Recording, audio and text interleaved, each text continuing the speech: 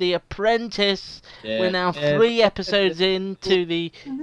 Is it the 11th or the 12th series? I'm a little bit lost.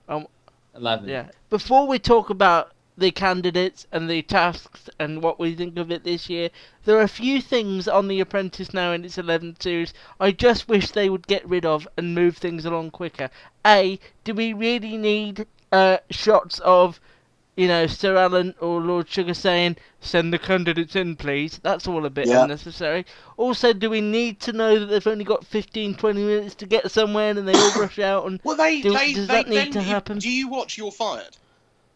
Yes. Because they then sort of mocked that a little bit. Ramesh Ranganathan, there I've got his name in, did a bit where he showed how ridiculous it is, and they did ask the candidate who got fired this week, do you think you can do it all in 20 minutes? And I often thought that was a stupid, So why do they do that? And also, do we need to see Lord Sugar taking them to somewhere which is just vaguely related to the task that they're going to do? Luke, it is, because if they didn't do all that, then it wouldn't be an hour long. What would you put in its place then? Just more of the task, or? I think the tasks and the bit where Lord Sugar is interrogating them is the best bit. Yeah. All the other bits, like you have 20 minutes to get ready, but you need those gaps. It can't be all action. I think you need some sort of. All right, but I agree there that you do need the tension to build and to do that. Oh, it's not tension. I don't think it's this tension. And I think you've got the task and you've got the interrogation. That bit, it's like why they have the bridge cafe scenes, because it can't just go. Yeah, I know you need that. Well, you need them chatting about how it failed. The Lord Sugar will see you now bit, because it's part of that. It's part of the rest. Yeah, there's different music, isn't there, and stuff. Yeah. There's that's what it is, Luke. That's it. I just think after 11 years we don't really, because we know she's not really on the phone to them. It's not because we've had it so long. It's just because it is part of the structure of the show. At least they got rid of that stupid Amstrad phone at the house that nobody except them owned, and that Alan Sugar was trying to peddle. And it's now some sort of old-style phone. I don't understand is why they're always given only 20 minutes to get ready. I suppose it's because they're showing that they should be ready at any time to do anything. Yeah, they're not. It's just usually like 6 in the morning when they're all asleep. And Gary, the point is that they're all asleep. They should be asleep. They're allowed to sleep. Because it's 6 in the morning. 6 in the morning, you get a phone call, you've got 20 minutes to shower, get your clothes on and get out of the house. And that thing where he takes them to somewhere that's vaguely connected to I like where they go. It's a bit silly. I like it. I disagree. I respect. What I thought was hilarious this week that he said, "I'm sorry, I've got some business to attend to." That was a bit cheesy as well. And do you do your business in a fake studio? Where you have the boardroom in, sorry.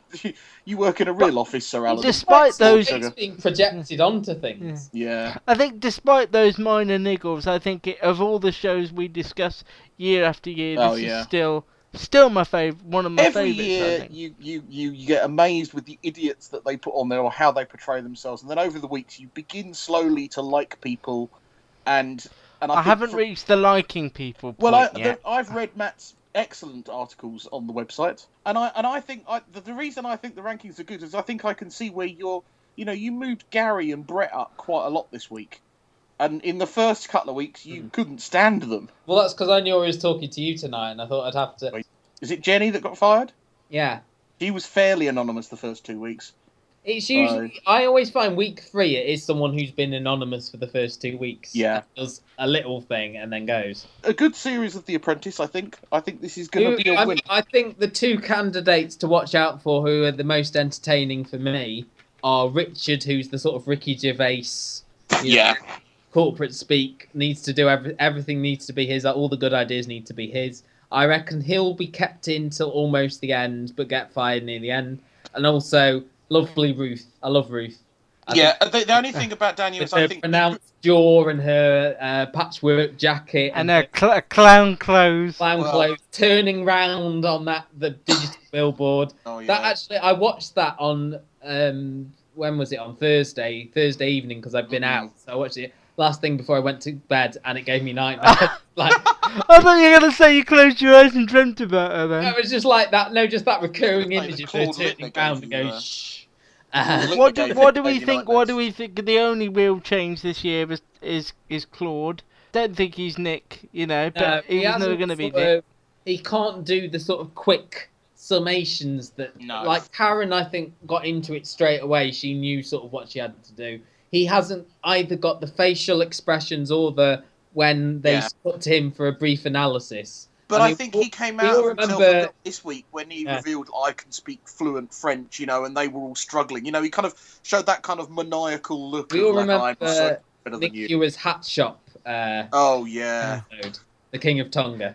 Yeah, I loved Nick. And whenever he was selling anything at a fair, it was always gonna be hard to replace Nick, but I think they've done the best they can, really. Yeah. And I think Karen is surprisingly feisty this year, which I really like. He's kind of taken over the Nick role. You know, she's the senior member of the out and about team. Yeah. So. And I loved her last night on the selling task. Her pained expression. It was almost up there with the coach trick one from last year. Oh, they haven't bettered that. In these last 2 weeks, we've done the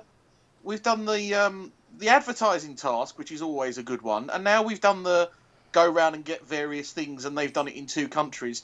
Those were 2 of my favourite tasks, and I'm only slightly. And they're doing these sort of picking items to take to a goods fair next week. Yeah, and that's an old favourite. So I don't know. I like the dash around, getting trying to work out what a cloche is or a, or lever's lace. Yeah, lever's lace. I like all of that. Seeds. I like all of that. Yeah, I like that one. So to get rid of it in week 3. Well, Gary, what we can do is give you a list of 9 things, and you can rush around if you want.